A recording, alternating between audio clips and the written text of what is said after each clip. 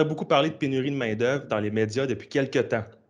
Juste à penser, en fait, hein, moi, vraiment, fait un peu de route, Montréal-Québec, sur la 20, là, il y a des pancartes «Nous embauchons» partout à Montréal, les quartiers industriels. Vous avez parlé avec des chefs d'entreprise au quotidien. À quel point est-ce réellement un enjeu? Hein, parce que c'est quand même une bonne question. Puis où est-ce que ça se situe sur l'échelle des priorités des manufacturiers en ce moment? Ben, je vous dirais qu'évidemment, comme vous mentionnez, je rencontre énormément d'entrepreneurs ou de propriétaires d'entreprises. C'est ça mon métier, j'en vois des centaines par année et évidemment, ils nous parlent de leurs défis. C'est pour ça qu'on existe en service conseil. Ce qui est assez particulier ces temps-ci, c'est que tout le monde a à peu près le même défi en même temps, qui est la pénurie de main-d'œuvre. En général, tout le monde a différents défis. Là, tout le monde a le même.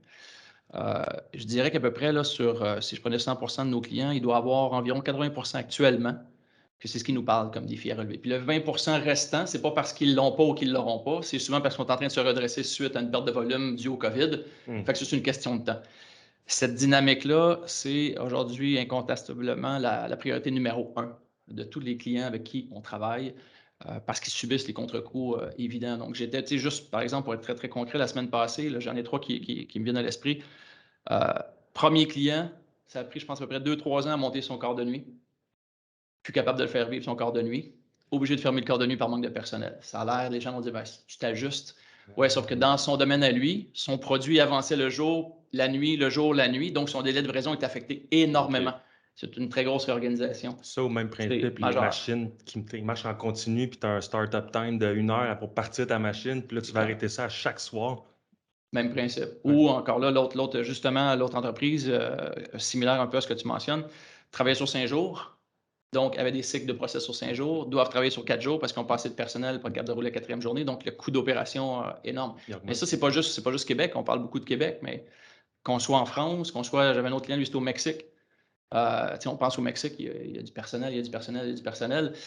C'est aussi un challenge. Donc aujourd'hui, lui est obligé justement est obligé de refuser du volume pour des entreprises comme des gros donneurs d'ordre qu'on a, qui ont besoin de certaines pièces et qui ont des pénalité associées à ça. Fait que c'est aujourd'hui, c'est le sujet de l'heure qu'on retrouve avec toutes les entreprises avec qui on travaille aujourd'hui. Juste à penser, dans le journal Les Affaires, je pense cette semaine, il parlait que la Chine a une pénurie de main-d'œuvre manufacturière aussi. Mmh. Tu sais, le grand manufacturier mondial, lui aussi, est affecté par ces problèmes-là. Ça touche partout, partout, partout. Je parlais avec un client qui était dans la région de Nantes, en France, qui disait que la région au complet manquait, je me souviens plus combien de milliers et dizaines de milliers de personnes. C'est dans tous les domaines aujourd'hui, un peu partout, mais au Québec, c'est sûr qu'on est affecté de façon assez intense parce que notre population est quand même pas si énorme que ça. Ils décident d'aller chercher du personnel aujourd'hui. Puis, moi, j'ai, la question, dans ce sujet-là, c'est qu'il y a une pénurie de main-d'œuvre, mais tu sais, si on va plus loin, est-ce que la main-d'œuvre qui est déjà existante, est-ce que tu penses qu'elle est efficace à son plein potentiel? Tu sais, parce que souvent, on a besoin le réflexe, c'est: «J'ai besoin de beaucoup de personnes parce que, voilà, on doit produire plus», mais qu'est-ce qu'on fait avec les personnes qu'il y a en ce moment? Est-ce que toi, là, l'avis de ton œil externe, qui parle aux entreprises, est-ce que tu penses que justement, ben, ils exploitent leur personnel à leur plein potentiel? Beh, aujourd'hui, le grand défi, c'est qu'il y a plusieurs défis par rapport on met tout dans la pénurie de main-d'œuvre parce que Mmh, c'est un grand sujet, hein, qui est bien sûr. facile, on met tout à l'intérieur. Mais la réalité, c'est le défi, il est sur la main-d'œuvre au sens large. Donc, il y a la notion d'une bonne utilisation de la main-d'œuvre, mais il y a aussi la notion de est-ce qu'on a les gens avec le bon talent? Est-ce qu'on a des gens qui ont envie de travailler, le fameux 40 heures? Donc, c'est tous les sujets associés à la main-d'œuvre qui sont complexes aujourd'hui dans lesquels on doit naviguer, qui rajoutent une pression. Fait que quand on regarde la situation de main-d'œuvre, tu sais, au global, si on regarde les impacts, toute cette dynamique-là dans Mmh. lequel on est, sur lequel on navigue, qui va répondre en partie à ça, c'est qu'on doit tenir compte que les gens, quand ils arrivent aujourd'hui au travail, c'est plus vrai l'espèce de notion du je veux travailler 60 heures puis je m'en vante de Ouais, travailler c'est vrai. 60 heures. C'est plus vrai, ça. Les gens ont envie de travailler moins d'heures avec un meilleur équilibre, Mhm. donc équilibre professionnel, équilibre personnel. L'autre élément qui va avoir de l'impact aussi, évidemment, sur la situation, c'est que comme on a de difficulté à trouver du personnel, on est porté à engager, prendre plus de risques, engager des gens qui n'ont pas nécessairement tout le bagage pour le faire. Donc, il y a un turnover Mmh. extrêmement important, besoin de formation énorme, fait que les gens n'ont pas tout ce qu'il faut pour bien performer.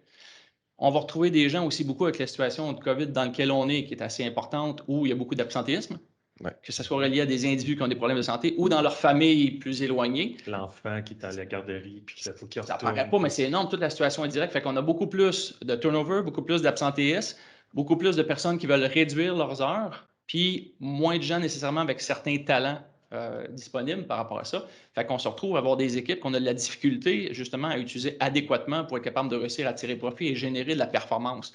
Fait que c'est un sujet qui est extrêmement large, mais qui est associé souvent justement à pénurie parce que je manque de monde, de talents qui ont envie de donner les heures que j'ai besoin dans des conditions X, Y, Z qui vont me donner une performance. Tout à fait, ouais. Je viens de grossir le défi, Non, mais c'est ça la réalité dans laquelle on est aujourd'hui et qui est un sujet qui touche à peu près tout le monde et qui met les ressources humaines au centre de l'équation, qu'on aurait dû faire il y a plusieurs années, là, on s'entend.